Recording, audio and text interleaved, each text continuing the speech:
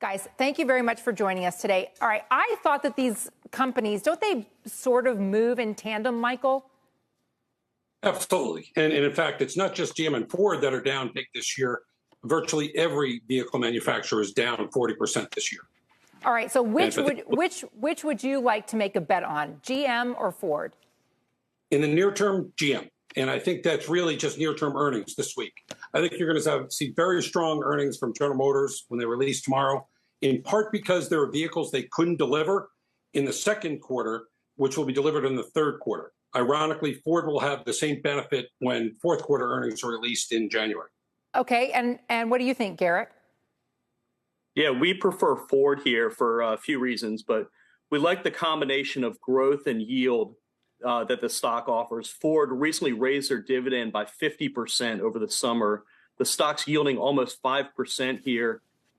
We think CEO Jim Farley really has the company on the right track, and we like the direction that they're taking with their EV strategy as far as phasing in EVs and not setting a date in the future in which they'll be all electric, which we think is a risky strategy. But we like how the excitement that they're building surrounding certain models like the F-150 Lightning, the Ford Mustang Mach-E, and the Bronco has been very successful. So we prefer Ford here. And it sounds to me, given those reasons, that this might be a preference even for the mid to long term.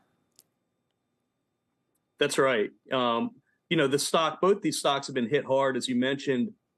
Year to date, sentiment is really awful across the auto industry because they're struggling with inflation, ongoing parts shortages, chip shortages, slowing consumer discretionary spending, and now rising interest rates. But the good news is a lot of these concerns we feel are priced in, and we can see a light at the end of the tunnel as far as rate increases here in the next 3 to 6 months. So we do see much better performance ahead in 2023. Michael, Garrett sort of ticked off several of the reasons why automakers as a group may be suffering.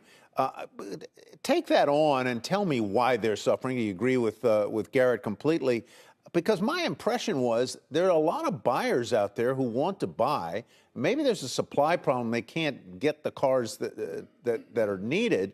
But my sense is that demand is hanging in there pretty well. Absolutely, it is, and I agree with Garrett on that. Unfortunately, I've been following the autos for about 40 years, so I've seen a lot of these cycles.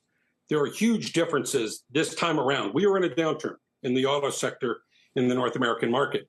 Unlike previous downturns, in the past, you had this excess inventory that you basically had to wind down, and that exaggerated the downturn. We're in a direct opposite situation today. You're going to be building inventory for at least the next year.